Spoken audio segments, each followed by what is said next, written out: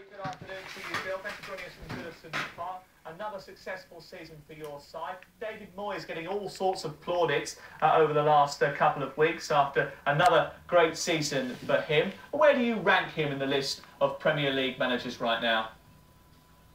At number one, at the top, probably even higher. I think he's what he's achieved at this football club is absolutely miraculous, and in every way he's given Evertonians a reason to look upwards again, and we are forever grateful to him, in awe of him and in his debt.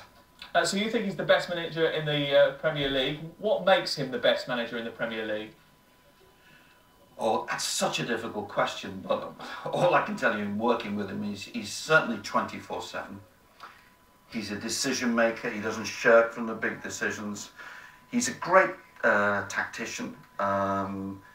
His man management skills get better and better all the time. And all I can ever say to anyone about footballers and football managers is, I've been a fan now, for well over 50 years. And there have been times in my life as a fan when a player's been injured and I've gone to pieces and thought, how can we exist without him? Well, that doesn't happen these days at this football club.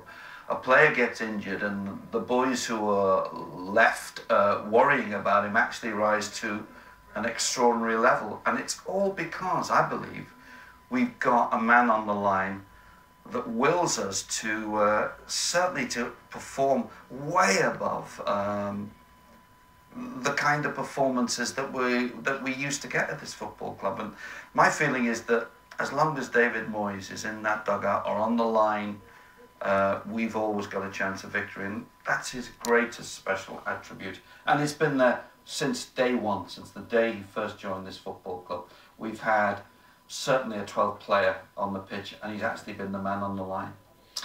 With Sir Alex Ferguson's achievements over the last couple of weeks, lots of people talk about inevitably retiring and who will step into his shoes. Do you think that David Moyes could do that job? I know you probably don't want to lose him, but could he do it? Not only do we not want to lose him, we're not going to lose him. And I remember reading, I think about 5 hours ago, that Alex is going to stay for the next 70 years. So I don't think that's going to happen. Do I think he could do it? I think he could manage Barcelona, Real Madrid, Manchester United, any football club that he wants to. And I've just lost my earpiece.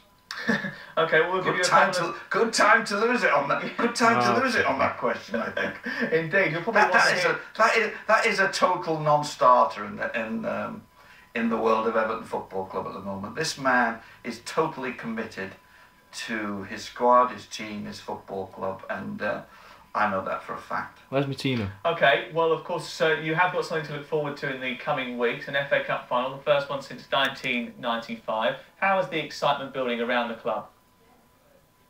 I've also got Fulham to look forward to next Sunday, which will be a big game for us, and the excitement is fantastic. I'll tell you what would make it even better, if you could use your influence to get us another 10,000 tickets, because we would love some more tickets for these fans. With every step forward, there's always a negative, and the real negative surrounding the football club at the moment is we cannot find enough tickets for the supporters who actually deserve to be there. We live in a world where week in, week out, we entreat football fans to join us, to follow the team, and they do, putting aside every problem in the book, and then we get to an FA Cup final and we treat them shabbily, I think, and I just wish there were some more tickets out there for football fans at Wembley occasions, certainly Wembley Cup finals. What can you do, and what are you doing to try and garner more tickets? Say that again, sorry? What are you doing, and what can you do to try and get more tickets for the fans? Can you do anything?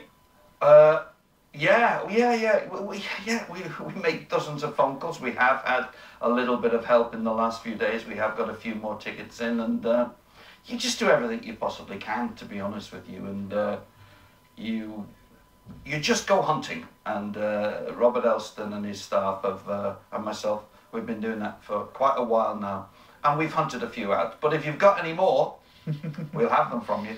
What do you make of the distribution? With gratitude. What do you make of the distribution of tickets at the FA Cup final? Because there are a lot that go the way of corporate organisations, aren't there? Well, you know, I was talking to Jim Greenwood on Saturday, who was our club secretary during those wonderful years when we seemed to have a season ticket at Wembley for finals and charity shields. And he said, you know, nothing much has changed, Bill. The allocation has always been desperately poor. And you understand that Wembley needs, of course it needs corporate facilities and corporate finance, but there is something wrong. There really is something wrong. I do think that the cup finalists do deserve a bigger share of the action. And I'll be saying that very loudly alongside Robert Elston at meetings once the cup final is over. It happens every year, doesn't it? Every year, I'm sure you speak to a chairman or someone associated with one of the two clubs, and we bemoan the fact that there are not more tickets. But you know, luckily it's us this year, and we're going to moan, and we're going to try and see if we can do something about it for the future. I hope that we can, and I don't think it's anyone pulling down shutters and saying, no, no, no, you mustn't, you can only have 50,000 for the two cup finalists. But I think something should be done. Whatever happens, it would have been a successful season. We've mentioned how far Everton have come, an FA Cup final, 5th in the Premier League, looks likely again. What can you do next season to improve, and how will you do it? Will you need more investment? You know what? Yes, is the short answer to that one. You know what? At the end of every season, and we have been punching above our weight for a long time at this football club in terms of finance now, and in terms of everything that's happened to this football club in light of the extraordinary and appalling injuries we've received over the last 6 months. And yeah, there is a downside to the end of a season. This season has been totally miraculous for David Moyes and that squad. But as you get to the end of the season, you have to say there's going to be next season, and we have to get some finance for this manager. Every year we've managed to break the transfer window, to break the club's transfer record, but every year it's been a struggle, and it's only been because we've got a great bank manager. We do reasonably well for a club with a stadium of this size, and we put up personal guarantees that has allowed us to invest what we've invested over the last few years. But I've said this now for a long, long, long time, and I'm looking at the camera now saying it again, I'm out there looking, and it's an extraordinary situation to be in, where your club is hopefully, certainly going to finish in the top 6, hopefully again going to be 5, get to a Wembley Cup final, and you simply can't make ends meet, and you can't give the man who I've already said I think is the best manager, I've said in the world actually, why take that back? He's certainly one of the greatest managers in the game today, and I want to give him the kind of checks in the summer that other clubs can give their managers, and I will keep looking and fighting until that day comes. Bill, thank you very much for joining us. My pleasure. Good luck. That's Bill Kenwright, the Everton chairman, joining us from Goose Park. Nice and interesting.